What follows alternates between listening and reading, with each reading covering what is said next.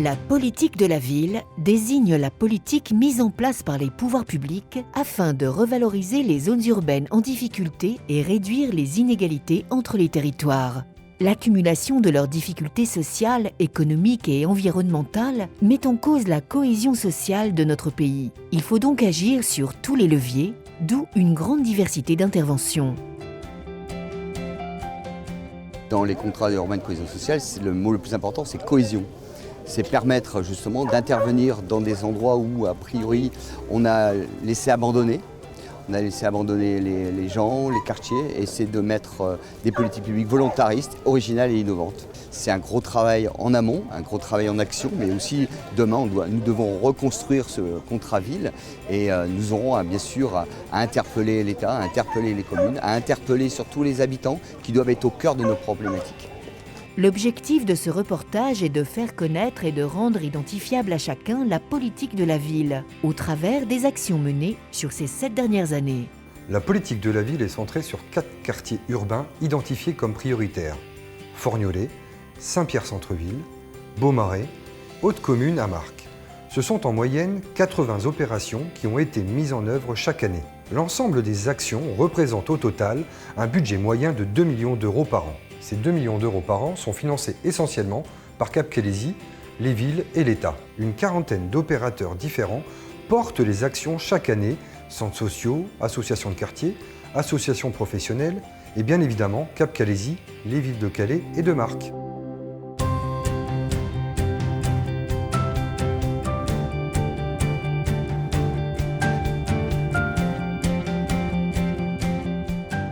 Avec plus de 7000 logements, l'OPH de Calais loge à ce jour un tiers de la population calaisienne en habitat collectif et maisons individuelles.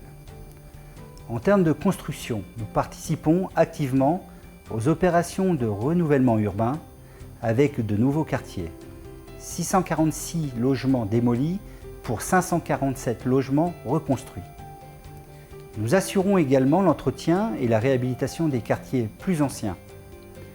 Les travaux sont confiés à des entreprises et pour les chantiers plus modestes, à des associations ou écoles dans le cadre du partenariat. Pour améliorer le cadre de vie des habitants et la vie dans leur quartier, des actions de proximité sont mises en place, telles que les petits déjeuners locataires, l'aide à l'insertion professionnelle et le partenariat avec les médiateurs sociaux. Ce sont de véritables villages. Et dans un village, on se serre les coudes, on se tient ensemble et on fait en sorte que la vie dans le village soit bien. Nous embauchons des personnes en recherche d'emploi, issues des quartiers prioritaires de Calais, pour leur proposer une démarche d'accompagnement vers l'emploi, donc des techniques de recherche d'emploi qui sont proposées à la régie de quartier, le traitement des problématiques sociales, des formations, bref, mettre le pied à l'étrier pour permettre aux salariés en insertion de quitter le plus vite possible l'association pour quelque chose de mieux. J'ai appris à faire de l'enduit, la peinture, mais je savais déjà faire. Sinon, je suis contente et ça me plaît. Ça vous plaît? Et c'est une passerelle aussi pour essayer de trouver un emploi. Surtout ça, l'idée, c'est derrière toujours imaginer ce qui peut se passer après. Pour moi, c'était le premier vrai travail que j'ai eu. Quoi. Et j'ai commencé opérateur, après ils m'ont fait confiance, ils m'ont mis en tant que chef d'équipe. Et là, je fais la formation. Vraiment, j'ai trouvé ma voie pour moi. On avait acheté plein, on avait acheté au moins une dizaine de pelotes. On a pour objectif de promouvoir le service civique et donc on accompagne dans ce cadre des volontaires qui vont faire un service civique sur Cap Calaisis. Donc ce sont que des actions de solidarité sur le territoire. Et donc l'idée c'est d'être utile pour les autres en faisant des actions auprès des personnes âgées, auprès des personnes en situation de handicap, des enfants, etc. Et l'idée pendant ce temps-là, c'est que le jeune se forme, il découvre des domaines, il découvre des compétences, puisqu'à la fin du service civique, on lui remet un livret d'attestation de compétences. J'ai appris à travailler en équipe, j'ai appris à être à l'écoute des personnes âgées, enfin, c'est d'autant plus de choses qu'il peut mettre en avant sur son CV. Ce que je cherche à faire, c'est à développer la mixité sociale, c'est-à-dire faire en sorte que les personnes qui sont en logement locatif sociaux puissent rencontrer des gens qui sont dans le logement classique et le parc privé. Et ainsi, on pourra avoir une meilleure compréhension des uns des autres, faire travailler les enfants ensemble, comme c'est déjà le cas dans les écoles, mais également le cas dans les associations, des associations qui sont en lien avec la mairie de Marcq, le centre social et culturel Jacques-Yves Cousteau pour la ville de Marcq, mais également pour les autres centres sociaux du territoire. Et à partir de là, on pourra avoir une vraie connaissance de l'un et de l'autre, parce qu'il ne faut pas oublier que sur le territoire français, 80% des personnes peuvent prétendre à un logement social. Donc le but, c'est vraiment d'abolir les frontières et faire du logement social un habitat de qualité qui permet à chacun de vivre dignement et sereinement, pouvoir élever sa famille, transmettre des valeurs et une éducation à ses enfants. C'était quelque chose de bien. Moi, j'étais contente de me lever le matin et de me dire je vais aller rencontrer des gens, je vais aller apprendre ce que vraiment c'est le travail, c'est les entretiens. Notre rôle d'élu de proximité dans ce contexte de crise économique est bien sûr de concrétiser des projets pour l'emploi et au niveau social, améliorer l'accès aux soins et à un logement décent.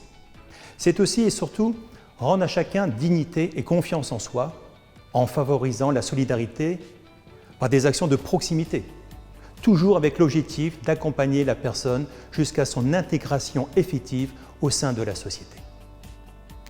C'est pourquoi les militants associatifs ont un rôle déterminant, car ils contribuent à la cohésion sociale du Calaisis, ainsi que les partenaires sociaux et les entreprises dont l'engagement est primordial.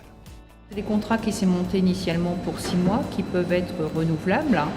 Donc ça leur permet soit de découvrir le métier, ça leur permet d'évoluer sur leur poste de travail, en tous les cas d'acquérir des compétences pour se diriger vers l'emploi, se faire reconnaître par d'autres employeurs.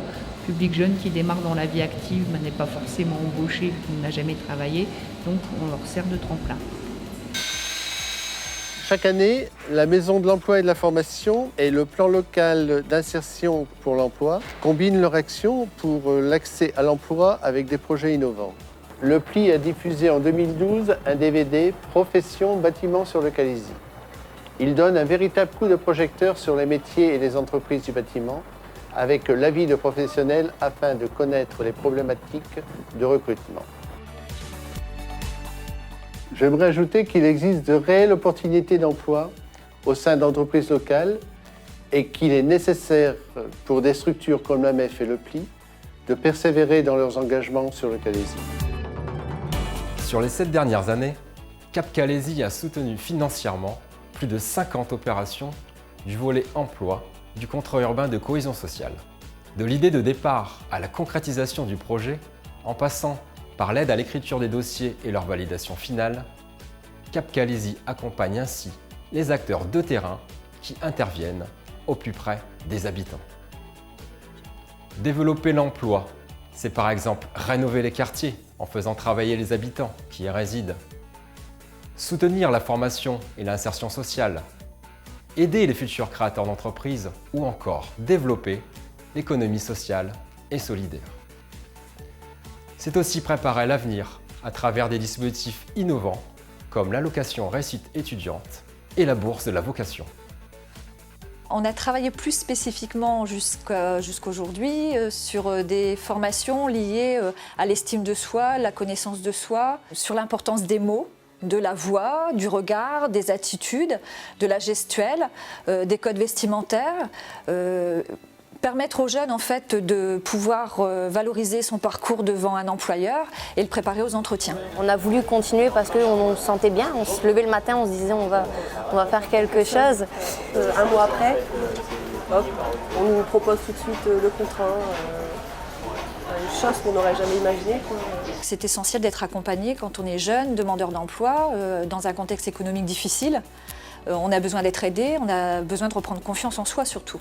Je vous rappelle ce préambule de la Constitution de 1946. La nation assure à l'individu et à la famille les conditions nécessaires à leur développement. Elle garantit à tous, notamment à l'enfant, à la mère et aux vieux travailleurs, la protection de la santé, la sécurité matérielle, le repos et les loisirs. Tout être humain qui, en raison de son âge, de son état physique ou mental, de la situation économique, se trouve dans l'incapacité de travailler, a le droit d'obtenir de la collectivité des moyens convenables d'existence. Puissent ces principes clairs et généreux être respectés sur notre territoire.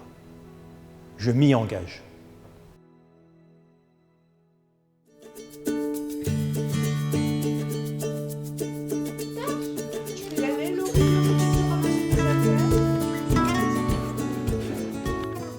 Calais s'est doté d'un cadre éducatif, de structures culturelles importantes. Elles organisent chaque année des actions en fonction des élèves, de la crèche à l'université, pour favoriser et permettre l'épanouissement de chacun. Scolidaire est une association qui rend accessible un soutien scolaire et un accompagnement de qualité, c'est-à-dire de pouvoir permettre à des familles qui ont des faibles revenus de pouvoir faire suivre leur enfant par des gens compétents. Le Jardin des Arts est financé intégralement par la communauté d'agglomération Cap-Calaisie et ça c'est une véritable chance que les enseignants nous rapportent de pouvoir postuler à des projets Jardin des Arts. L'éducation, l'art, la culture, la musique, c'est bien l'affaire de tous. Réussir, c'est d'abord s'accomplir à travers sa personnalité, ses potentiels et ses talents. Chacun doit saisir sa chance, apporter sa contribution, devenir acteur d'un développement incontournable. C'est cela, la vision positive et créative pour demain. Tartampion ramasse le chapeau et regarde Mille-Pattes qui lui dit « Ah, si tu pouvais m'aider, Poulpinette plonge dans le bouchon et trempe Mille-Pattes dans l'encre. » On a développé depuis 2010 l'animation collective famille. Donc on a mis en place des ateliers sur la lecture et la lutte contre l'illettrisme. On l'a fait autour du conte. Oui, on a inventé le jeu par rapport à l'histoire, on a inventé les règles, on a repris l'histoire nord, sud, est, ouest, on a repris vraiment les personnages et l'histoire du conte. C'est une belle action qui s'est faite sur le quartier. En plus, tous les habitants sont d'accord et puis maintenant se côtoient. Il y a eu des réunions qui se sont effectuées, puis de fil en aiguille, tout le monde a participé, du début jusqu'à la fin. On faisait chacun le thème qu'on voulait. On a pris des photos. Il y a quand même beaucoup de personnes isolées dans les quartiers, qui sont dans les appartements, qui ne sortent jamais. Et c'est vrai que des actions comme ça regroupe un peu tous les locataires et ça crée aussi des affinités. Et puis ça a fédéré autour du CLAEP une relation familiale. Il y en a un qui peut découper avec la bêche et l'autre qui enlève avec la pelle après. Donc l'idée c'est de continuer les travaux qui ont été entamés la semaine dernière avec un autre groupe. Et donc c'est de recreuser un fossé qui a été creusé il y a 30 ans, qui s'est comblé naturellement. Et là l'idée c'est vraiment de le recreuser pour pouvoir permettre aux grenouilles et aux amphibiens de manière générale comme les tritons de pouvoir revivre sur le site. En ce moment, une action qui est très porteuse et qui s'intitule Les poumons verts en action. Donc on travaille sur des chantiers nature, sur un espace vert du quartier. Des familles, des enfants, des parents, des adultes qui viennent travailler sur ce chantier. Voilà, donc appropriation du site et puis éducation à l'environnement avec les plus jeunes. Vous avez raison les filles. On travaille beaucoup avec tous les porteurs de projets, à savoir beaucoup les associations, certaines structures beaucoup plus professionnelles aussi, les centres sociaux notamment. Le but étant d'avoir leur parole et la parole des habitants via ces structures et d'essayer de monter et de les aider à monter des projets en lien avec les problématiques du territoire et la volonté aussi des habitants. On met tout en œuvre effectivement pour mettre à l'aise les habitants et pour prendre en considération leur avis et leurs idées. Améliorer la réussite éducative dans les quartiers prioritaires constitue un enjeu essentiel de la politique de la ville. L'ouverture culturelle est également un axe que nous devons développer. Il faut également rappeler aux jeunes, si besoin est, les repères sociaux nécessaires pour s'intégrer dans le monde du travail. Le nouveau contrat de ville propose aux jeunes une offre éducative de qualité pour favoriser leur épanouissement, tant sur le plan physique qu'intellectuel.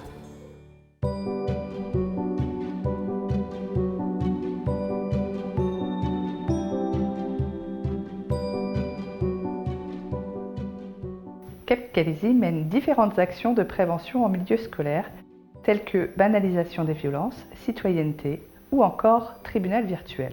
Ce projet tribunal virtuel a été mis en place depuis l'année scolaire 2006-2007. L'action se déroule donc sur l'année scolaire et se décompose en 3 phases. Une première pour la découverte du vocabulaire, une seconde pour les différents lieux et rencontres avec les professionnels du monde judiciaire, et enfin une troisième pour la mise en place du tribunal virtuel par les collégiens ou lycéens eux-mêmes. Il s'agit là d'appréhender l'ensemble des rôles, juge, procureur, greffier, avec l'aide d'une compagnie de théâtre. Aujourd'hui, après 7 années d'existence, Le projet a touché environ 500 collégiens du Calaisis.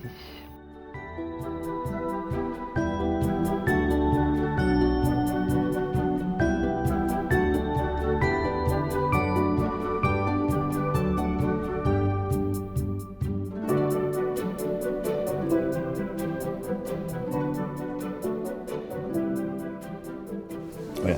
Alors ça, voilà, c'est tout à fait ça, serrer la main, faire ce lien avec ceux qui sont dans la rue, ceux qui sont born online quelque part, et la population surtout, les reconnaît maintenant dans les quartiers comme des acteurs importants au cas où il y a un problème avec un tel gamin ou tel jeune ou telle personne. Voilà, ils savent qu'ils sont là, pas pour fliquer, pas pour, mais trouver des solutions pour les personnes qui sont justement un peu en marge, qui doit permettre de remettre le pied à l'étrier de la société. Non, c'est une très belle scène, voilà, c'est ça, le service de médiation. Quand on a commencé et on est arrivé dans le quartier, ce que je vous disais, on était presque pas les bienvenus dans le quartier, puisqu'on nous considérait comme les indiques, ils sont là, franchement, ouais, attention, ils arrivent. Et au final, voilà. Si on doit se faire un bilan entre nous, c'est un bilan positif. Effectivement, on a réussi, entre guillemets, à aider quelques jeunes. Quand on parle d'aider, soit à trouver une formation, soit à les faire entrer dans la vie active, soit à les orienter dans les missions locales, comme on vous expliquait tout à l'heure. On a été engagés justement pour pouvoir donner un coup de pouce aux les jeunes du quartier, etc. Dans ce partenariat avec Cap Calaisis, il nous met à disposition une équipe d'animateurs civils, ainsi que des bâtiments, du matériel comme des kayaks, un baby-foot. J'ai connu le CSJ grâce à mon cousin, qui est arrivé à l'ouverture du CSJ il y a 12 ans. Et il y a différentes activités, ça dépend du temps, soit ping-pong, football, il y a de l'endurance, il y a un peu de tout, quoi. Il y a du basket, on fait sur le sable, on fait dans une salle. Moi je suis un sportif, donc du coup je voulais toujours venir ici, quoi. Nos principes, c'est effectivement de développer la tolérance entre tous ces jeunes qui sont issus de quartiers différents, de milieux différents, donc tous ces jeunes sont là pour vivre ensemble. Tout ça, c'est fait pour leur apprendre le respect de l'autre, la tolérance, la citoyenneté. Nous exerçons en tant que juristes des permanences au sein de la communauté d'agglomération du Calaisis pour apporter aux habitants et à la population une information juridique sur leurs droits. Si on prend le cas d'une victime de violence conjugale, en général, le premier contact, c'est les services de police ou de gendarmerie. Il y a un partenariat qui est mis en place entre nos structures qui va réorienter la personne vers notre association. Le but de l'association, c'est l'information des personnes sur leurs droits. Les associations jouent un rôle essentiel pour l'animation du territoire, l'animation de la ville, l'animation dans les quartiers. C'est elles sur lesquelles nous, on peut s'appuyer. On a des volontés politiques, des mots, des discours, des budgets. Sans les associations, on ne pourrait pas les mettre en place. Il ne faut jamais oublier que les associations sont un des éléments de cette belle République. Parce qu'on peut permettre d'aller dans les quartiers. Un des éléments clés justement de cette capacité de vivre ensemble.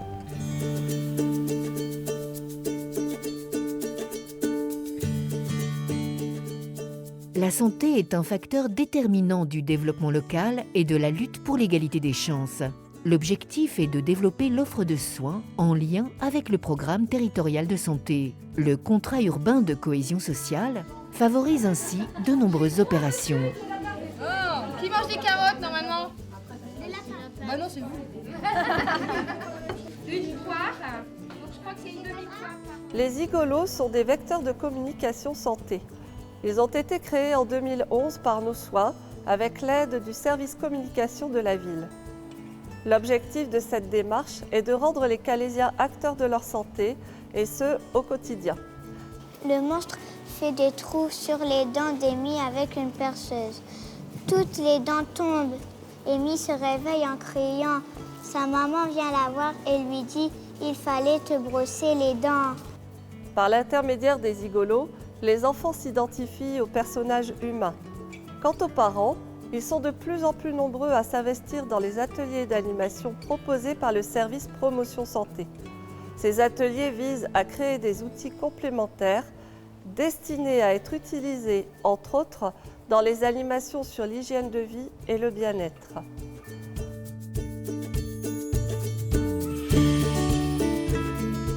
la permanence d'accès aux soins. C'est une structure qui a été créée pour recevoir souvent les patients les plus démunis, les patients en difficulté. On sait pertinemment qu'en France, il y a la couverture maladie universelle, mais il faut savoir qu'il y a des gens, à un moment donné de leur vie, ne l'ont pas forcément, ou alors se retrouvent dans une situation de détresse telle qu'ils n'ont pas la possibilité d'avoir cette CMU. Bien évidemment, ces structures sont les bienvenues pour les prendre en charge. On a en moyenne, si vous voulez, une vingtaine, voire une trentaine de personnes par jour.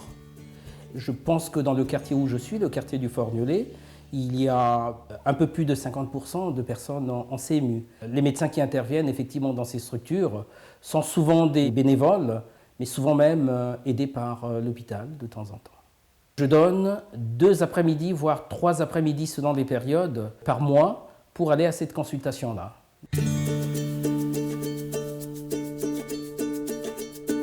Au sein de la maison de quartier, il y a 2 actions. Donc une action qui s'appelle « Bien se nourrir à petit prix » et une action qui s'appelle « Un esprit sain dans un corps sain ». Réaliser un plat avec des fruits ou des légumes de saison et de réaliser ce plat en fait à moindre coût. Donc de permettre aux participants de repartir avec un plat qu'ils ont préparé et de pouvoir le reproduire chez eux en fait. Donc la Zumba en fait c'est de permettre aux participants de pratiquer une activité physique régulière, chose qu'ils ne font pas forcément parce que financièrement c'est pas facile pour eux d'aller dans une salle de sport et de pouvoir se payer un abonnement. Il n'y a pas de jugement, il n'y a pas le regard des autres, ils sont vraiment à l'aise pour pratiquer cette activité.